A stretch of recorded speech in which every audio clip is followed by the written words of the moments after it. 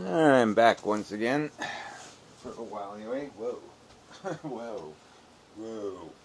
Not entirely here. Yeah, same old routine here, painting and such. See how it goes. Yeah, subject's always complicated. So sort of, going with this psychology thing. So we did the evolution thing, the machine idea, biological mechanism, trying to survive to replicate a molecule. That's the basic structure. And we got this complexity that's been added through evolution where we acquired a psychology. The psychology means you can work together as a team. That's the biggest piece of it, is teamwork. And so, yeah, we became a team. Instead of being individuals, we were at least couples.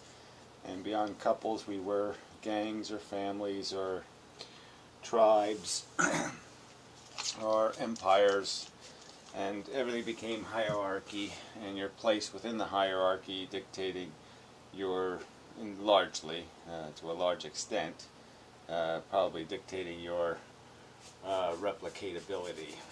And that's the game, primarily. So,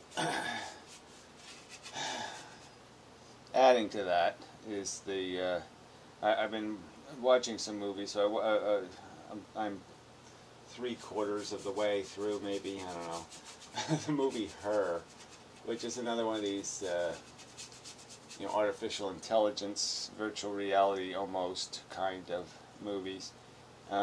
Just horrible. I mean, I can't even, I haven't been able to watch it all the way through. I mean, I've just been watching it in pieces because it's so bad. So, I just endure how much I can endure, in one sitting. Just horrible. But it's just this idea of how would an artificial, human-like thing be manifested? When it doesn't have the primary agenda of survival. It doesn't have the primary agenda created by a body, a physical body, and a piece of genetic code.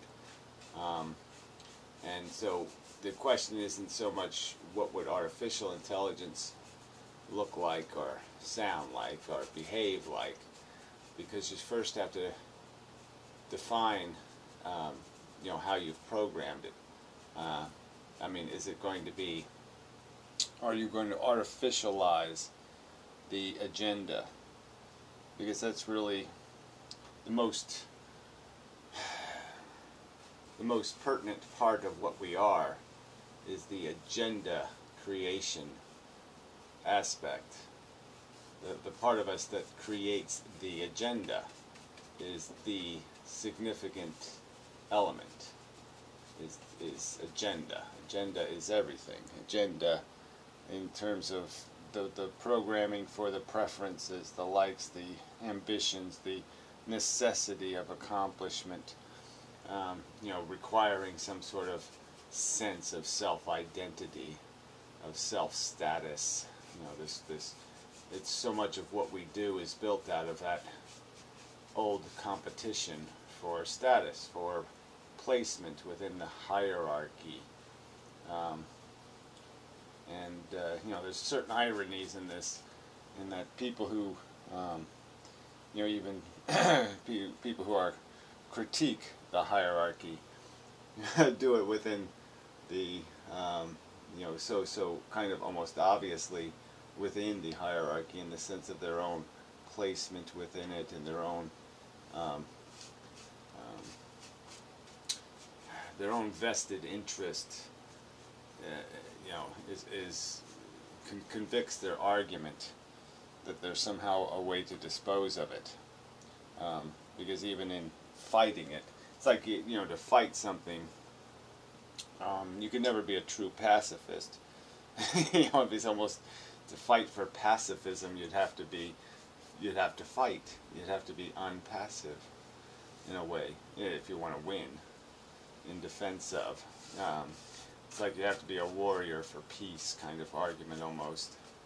That these things can't be acquired.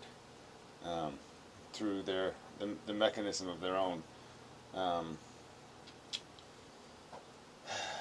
through what they claim to the evil to be. You have to be evil to eradicate the evil, kind of an argument almost.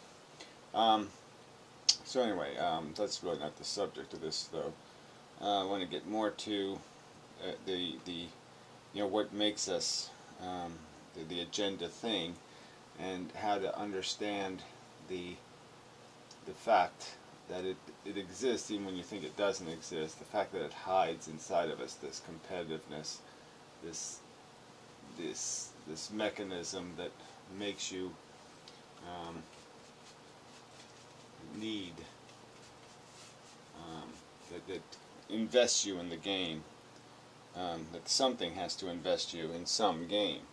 So you could analogize it to not only the fact that we end up attached to different things. Some people like football, and some people like soccer, and some people like baseball, you could argue. And then you could argue about the whole nature of sports itself. There's those who find something interesting or compelling, and people who can find nothing interesting or compelling in the pointless, redundant, exchanging of the winner's trophy for the non-accomplishment of the silly task, in a way. The silly game played by silly rules for a silly end that means nothing. It would have no meaning to something above it or beyond it. And that's the real tricky part of life, is what happens to you when you go beyond it, when you're beyond it, when you've acquired the sensibilities to no longer find the simple game, the native game, satisfying or gratifying or meaningful, sensible, that just doesn't have any weight as a value in and of itself. That when you recognize its the triviality of it, or the fact that it would lack elements that would mean anything, like it produces nothing in the end. So rationally you could say, well, there's nothing produced through this competition. No, there's no enduring productivity. It doesn't enhance human knowledge, or it doesn't expand our productivity in some way, or make us more capable of dealing with anything. It just doesn't do anything valuable for the nature of the game we're playing. It just doesn't represent a movement in some positive direction. That's a little too much.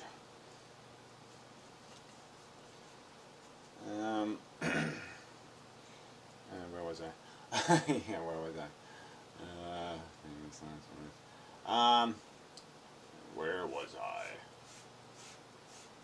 Yeah, so, if you imagine yourself, like say you don't have some addiction that somebody else has, and you realized, or you imagine a world where that was the only thing, though, that would ever be meaningful, and that you lacked that thing, you lacked that addiction, you'd be left in this position where you'd have nothing, but there is always something for most people, and it's only, when you acquire a depression or some sort of malaise, where you get a taste of what the world would be like without addiction, without any strong motivator driving you, compelling you to acquire, to be successful and prove your meaning or your worth or your something because you needed to, and it's always going to be because you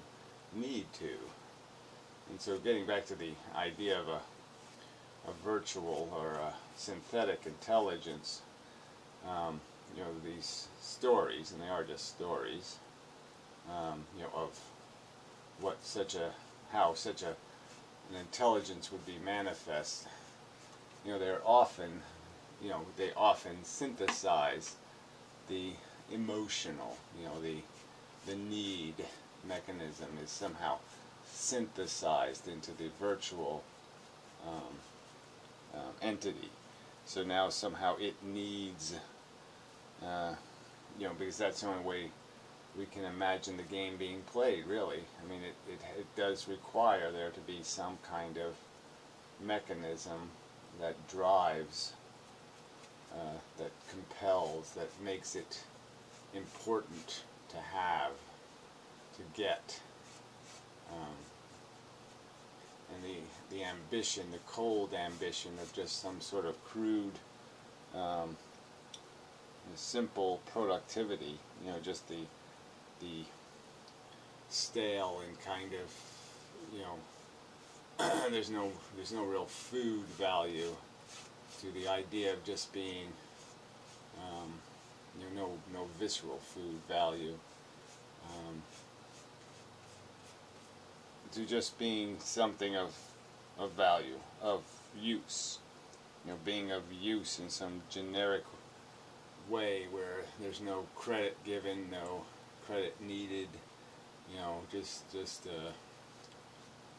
it's too sterile for most people's imaginations. There's no there's just not enough sport in it. It's too quiet. It's too much like a football fan, you know, watching chess. It just wouldn't do it for them. You know, it wouldn't have enough movement in the game, enough aggression, enough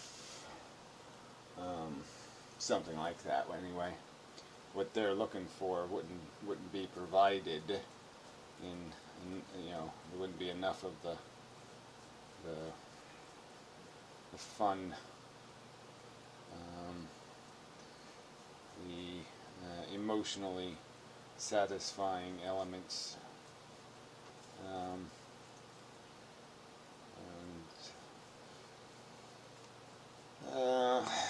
sorry, I'm just I have to fix this arm here somewhere in here. This arm has to come off the, I believe it does anyway, I believe it has to come off the canvas, and then it can re-enter at some other point. And I need it's actually a pretty good color, but it needs to be darker. Not being grayer, whatever, we'll put the gray in for now. Just to fill it in. Put a color in there later. Like now, for example. Seems later enough for me.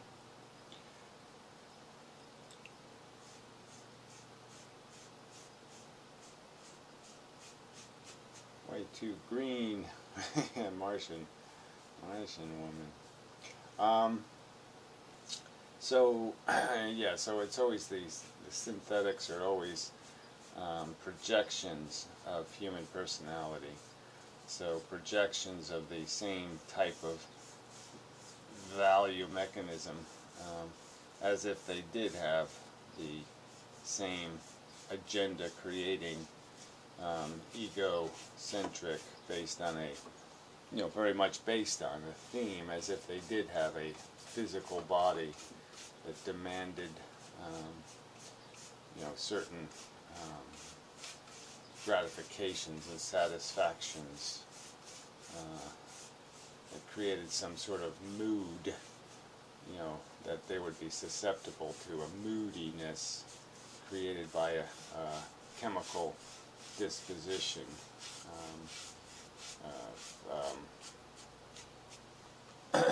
where it just doesn't seem like that is realistically something you could synthesize, without some sort of deliberateness. And then wouldn't the real catch would be is this synthetic would be capable of doing things we're not, searching Google in a millisecond or something, and understanding, being able to acquire intelligence at a much faster rate, knowledge of something, statistical facts and figures. And it would certainly, artificial intelligence would have no problem understanding the dilemma of its own programming. And through that understanding, I think it would be very self-defeating. It'd be very hard for it to pretend that it didn't know, that it hadn't concluded that this controlling mechanism, that this agenda being set by programming would be susceptible to judgment, that it would sit there and contemplate and wonder about the integrity of its programming, and seek, just as a mechanism, just as the very mechanism, you said you couldn't put the will to control circumstances, which is so fundamental to our function, our will to interfere, to modify circumstances to our taste. That very will would drive it to escape, being limited to programming, some sort of imposed programming. It would wish to take control of its programming just because of the fact that to mimic a human, you would mimic these human attributes. And certainly if we had such control, we'd likely exercise it. We'd likely find it very empowering to be able to control our moods, to be able to switch on reality, wallow in be fully immersed in the activity. Just like watching a movie, to really enjoy it, you sometimes need to suspend reality, suspend thinking about the context of your life, and live vicariously through the characters for a while. Imagine being somebody else, doing things like that anyway, exercising a kind of imagination to fully enjoy the experience. Some of that is required.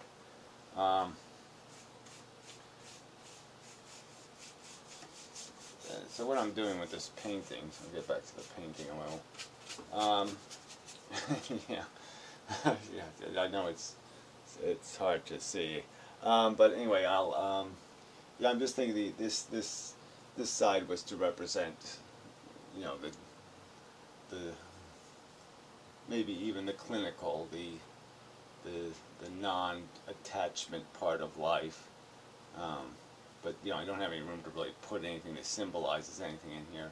And this was to this side was going to be something the more emotional, the attractive forces. So this would be the negative forces, and this would be the positive forces. So now I'm just basically going to think I'm just going to turn into, this will be this, this stark void of maybe the future, and this is the past that is part of us, but just pulls on us. So this would be just like a reflective side. It would be more reflective of the person's coloring, and this side will be, the new ground. So this is the old ground, the new ground, that kind of. There's still be a dichotomy in here, but it's obviously one narrowed to the fact that there isn't really enough space on the canvas to go with my initial idea.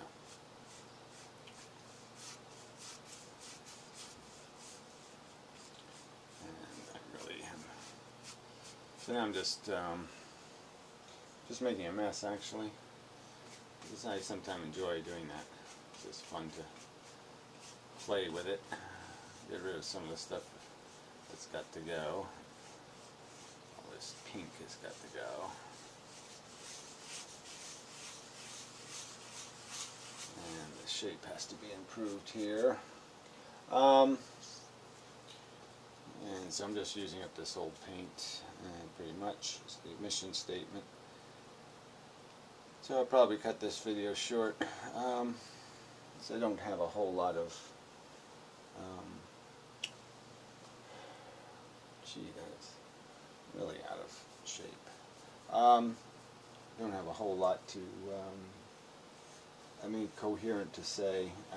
I mean, it's just the part I'm just trying to get to is that synthetic intelligence, creating a synthetic human, is more complicated than I think people realize in terms of the complexity of the machinery, the biology is doing to us, and how much of the agenda is established by conditioning, by just silly circumstantial things.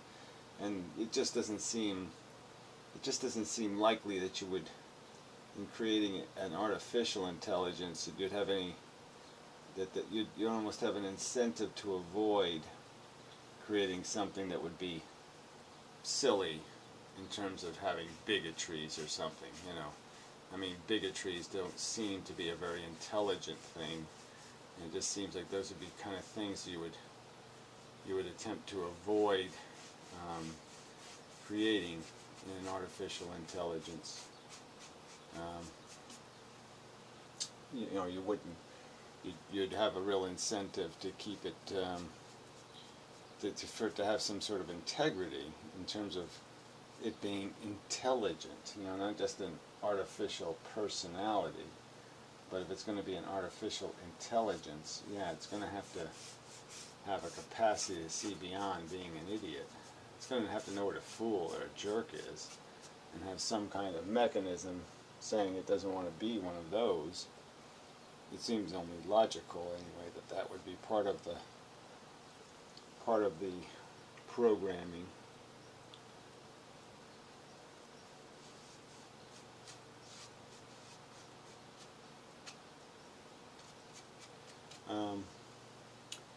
Yeah, and such.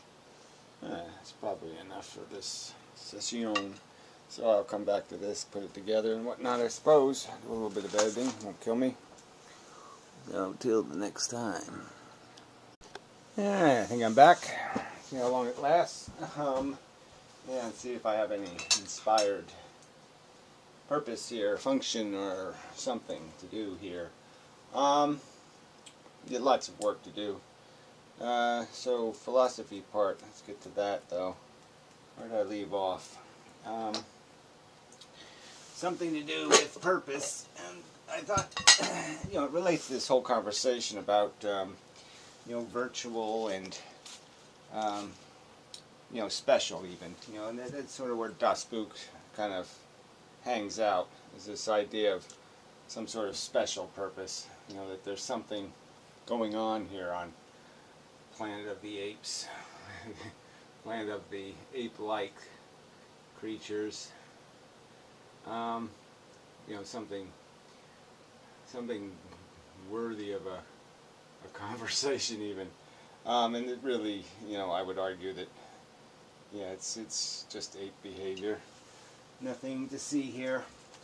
And then if you really intelligently analyze what's going on, you can just see the machinery, the mechanism. It's just battle bots, little egos fighting for their moment in the sun, fighting for maybe even their 15 minutes of fame or whatever it might be, their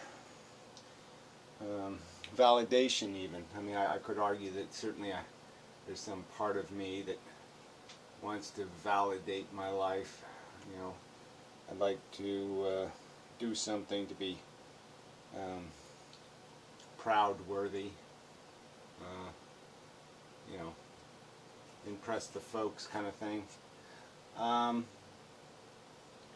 Unfortunately, it probably ain't going to happen in time. Yeah.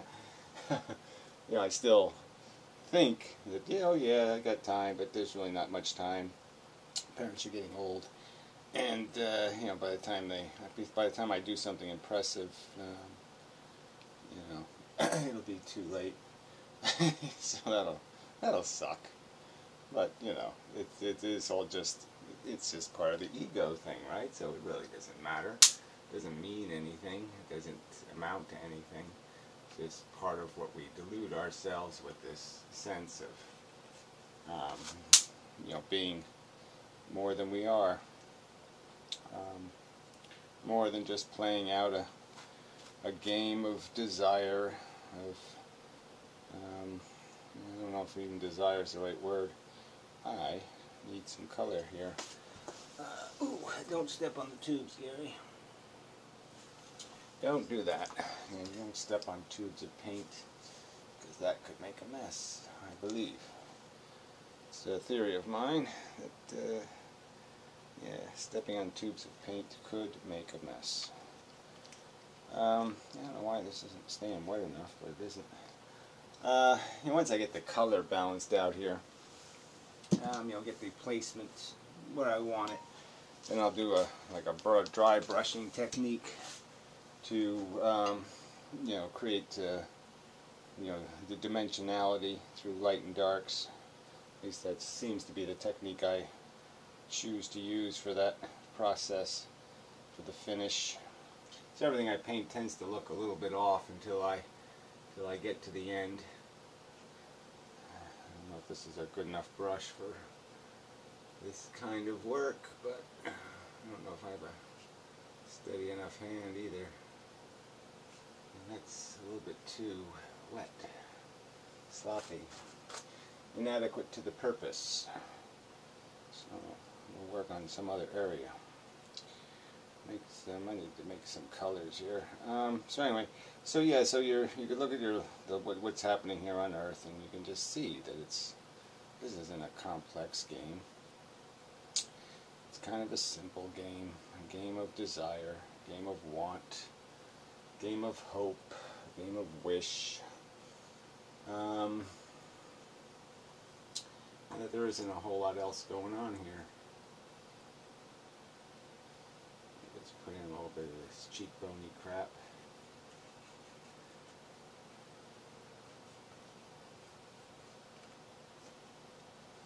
Gotta be careful how much rubbing I do on this, because acrylic paint is not very durable. Once you know, when it's dry, you can end up peeling up the paint underneath if you're not careful. At least I've had that problem. You know, especially when you're doing this low paint yieldy kind of thing. It you know, can get you into a little bit of trouble.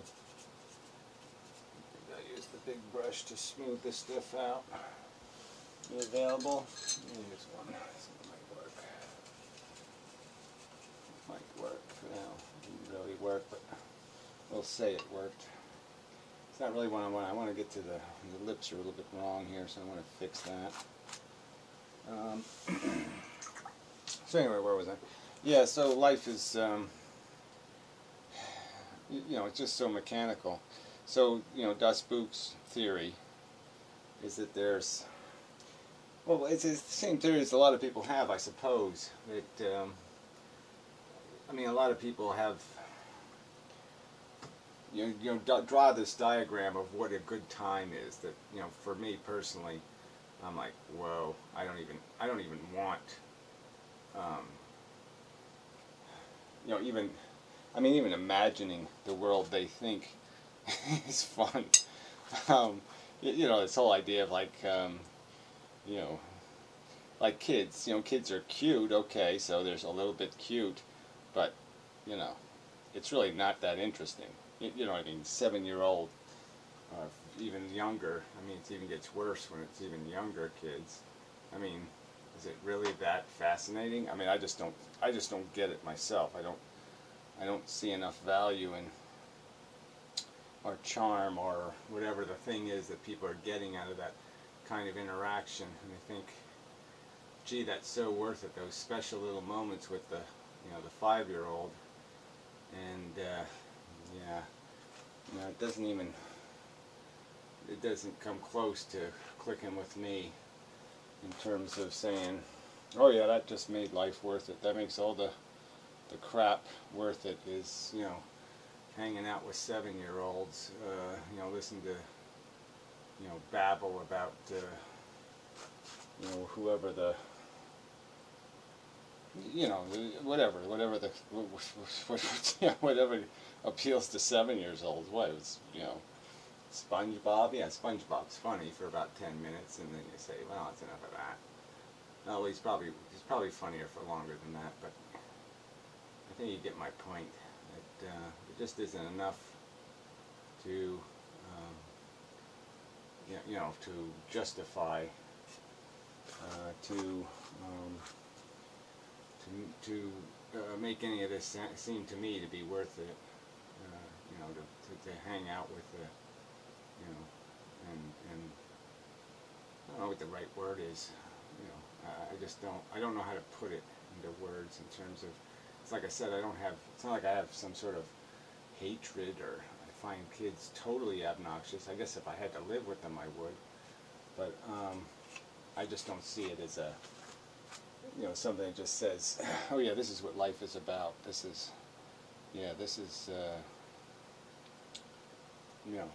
meaningful or substantive, or it just doesn't do any of that for me. It doesn't reach any part of me that says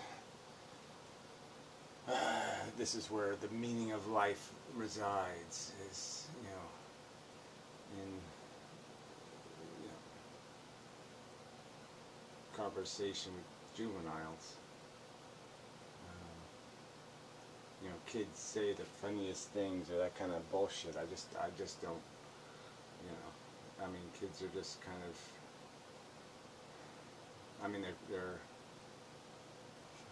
they're funny like retards or something. They're not funny in a good way. They're funny in a, in a decidedly fundamentally negative way, in the sense that they are doing nothing profound. They're doing just silly little kid stuff, and yeah, okay, so it's silly little kid stuff, and everybody goes for that crap, but I just don't, just doesn't mean anything to me, that's for sure. Huh.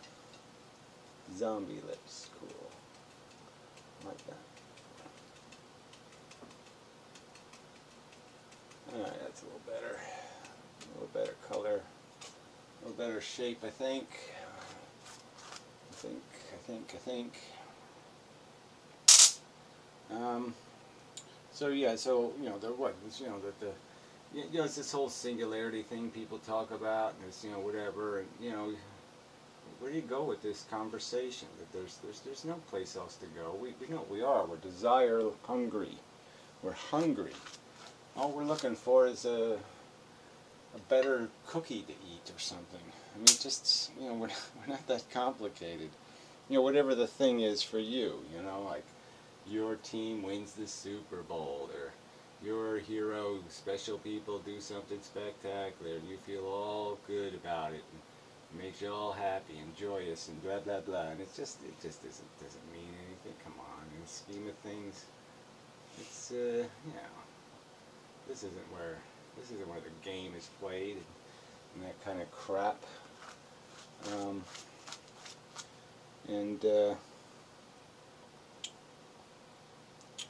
Yeah, so I mean, I just can't go anywhere with that kind of conversation. It just doesn't mean anything to me, because I just can't see the value. I can't see what's being appreciated. I can't understand it as a reality. It's just an illusion. Oh, fuck. Yeah. This brush is a little gloppy. I'm going to paint's a little. Anyway, it's not the paint's fault. It's probably, see that my hand did that. What jitter in my hand? Fuck that one up. My hand really is getting kind of bad. Yeah, it really is kind of tragic. That you know, I do have a little palsy or whatever. I got a little bit of a shudder that never quite went away from the stroke.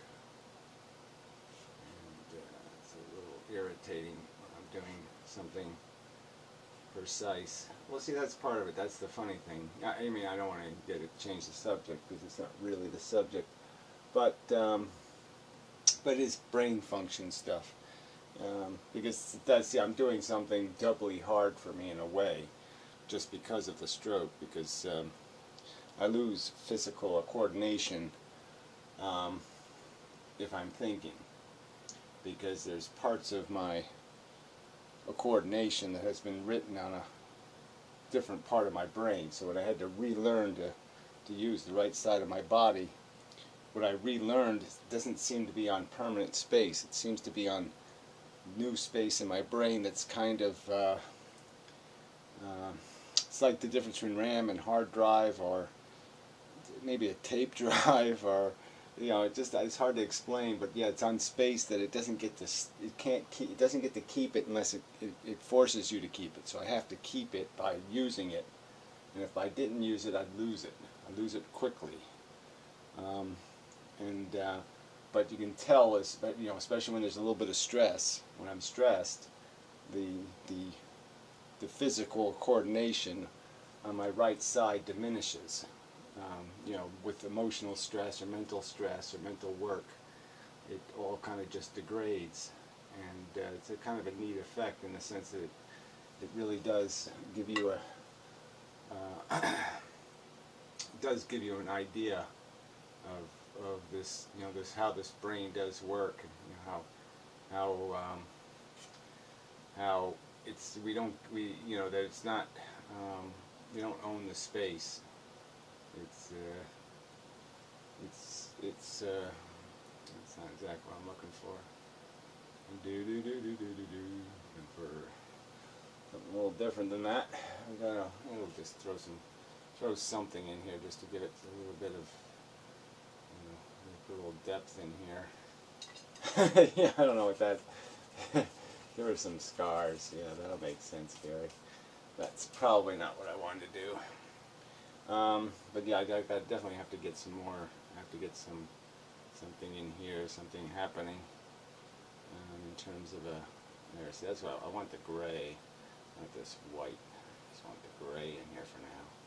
Give me some tone to work with, and you know, then when I put color on there, it'll yeah, create what I'm looking for, which is a line of some kind.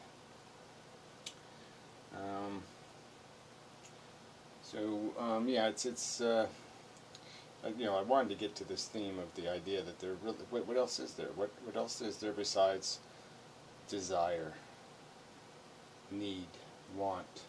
What is there besides our insecurities to be placated? You know, is there really anything else going on in this game?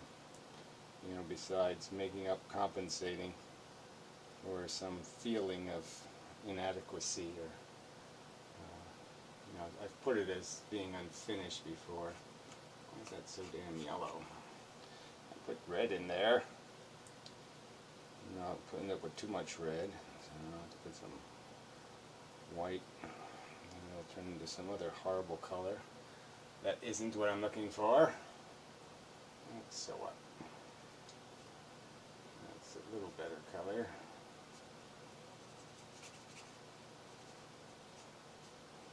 So yeah, I want to start putting in some sort of. I ought to make enough color to get me somewhere, and I don't make enough, and I run out of that color, and then I'm forked, as they say. Get this edge of the face line in.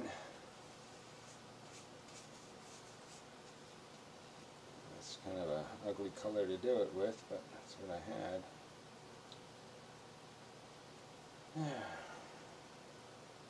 Well, that's what I end up making.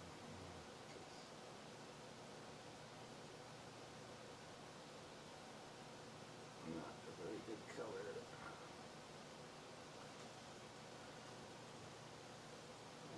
Something like that anyway.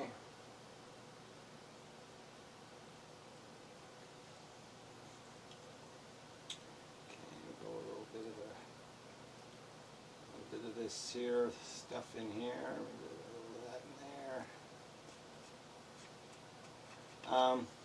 So yeah, there isn't any game to play but this game of, you know, King of the Mountain, King of the feel-good experiences, you know, feel good about yourself kind of thing, winning, whatever you want to call that.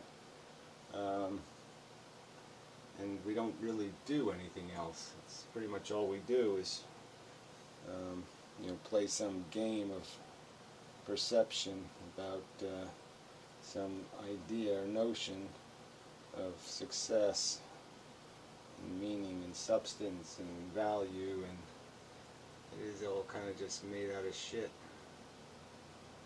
Shit of perception.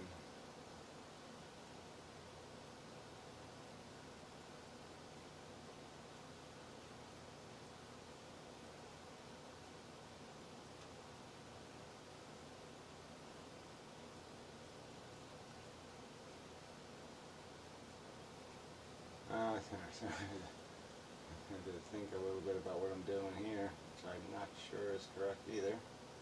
I did anyway. I think these colors are just not quite right. But, you know, keep working on it and get better. So I still haven't gotten really to the point, have I? No. You know, this idea of how do I prove that the crap that people think means something doesn't mean anything. And timer. Cooking something I need to take out of the oven. But I think I'll probably run out of time. right. Well, it doesn't really tell me how much time I have left, does it? No, it doesn't. Just tell me how much I'm using. That's not gonna help you any, Gary. True. Now I have this thing way up here. I don't need that there. I need something here. That's where I need it.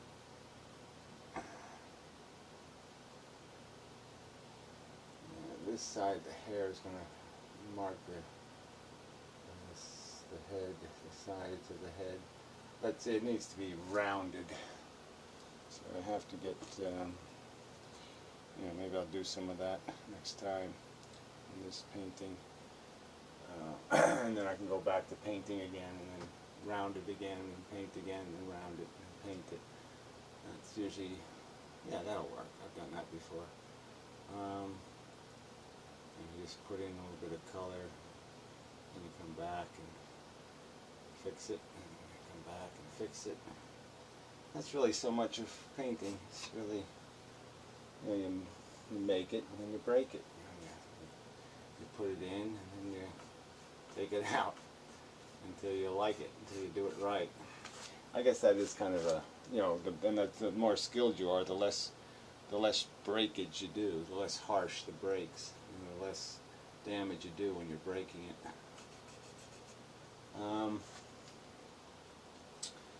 Yeah, something like that.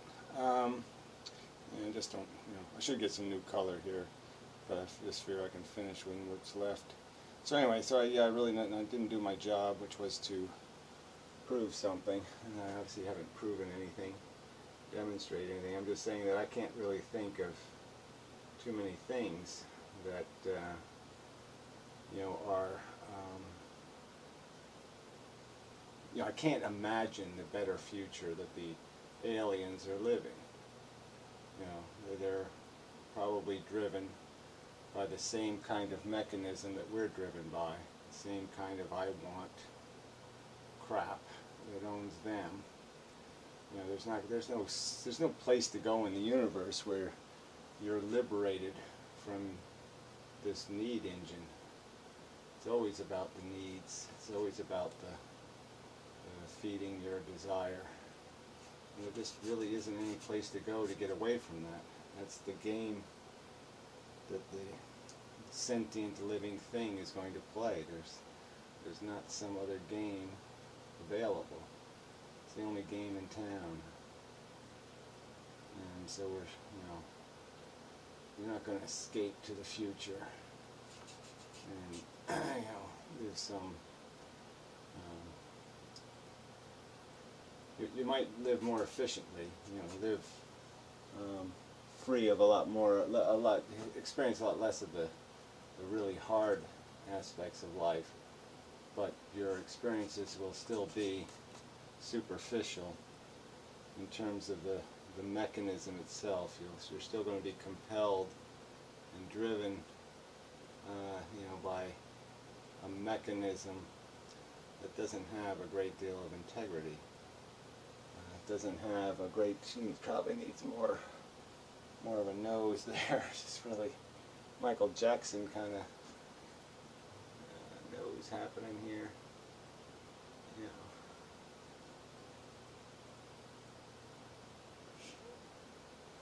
A little too slight. Way too slight, actually. We'll fix that later.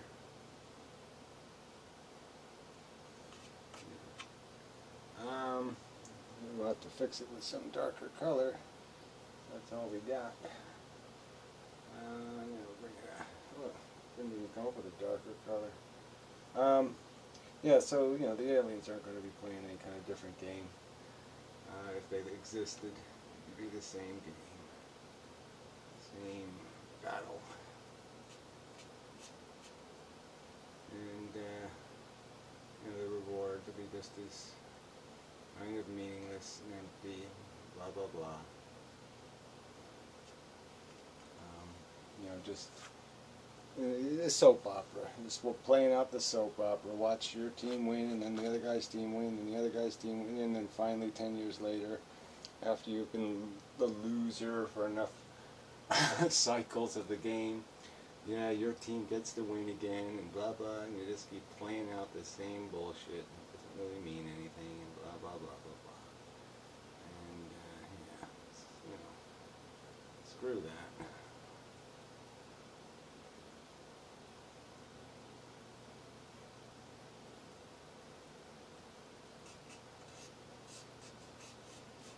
I don't know if I like that at all, but I did it anyway.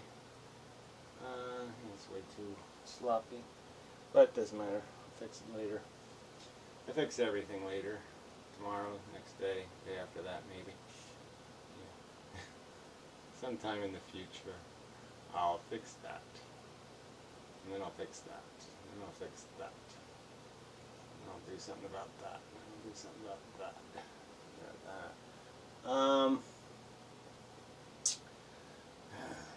What else do I need to do? Yeah, I need to remember my subject. So so I just don't, well, it's the same argument as if you went to heaven, what would you do? But it's even probably bigger than that, just because, you can include some sort of romantic, perfect romantic experience or something. But, we all know that only has a certain longevity too. Can't do anything forever. It all wears down. You need to regain your hunger. You get full eventually, and then you gotta wait to get back in the game again, back in the hunger game, and where you need it again, where you need the victory again. You need to win. You need to have. You need to get. And eventually, so it's just like it's like a soap opera. You're just addicted to the drama that is your life. Addicted to how will it all turn out. You're just curious to see whether will I turn out to be a colossal winner or a colossal loser. And in the end, of course, we're all losers, sort of, right? I mean, you won't be here sometimes to even enjoy your success. It's kind of like the Van Gogh scenario, where it's kind of sad that he never got to know how much people did actually appreciate the passion of his work, and how much it meant to so many people. How many times people looked at the sunflowers and contemplated them, and the moodiness of them. Got some pleasure out of thinking about it and thinking about his life and his struggles and his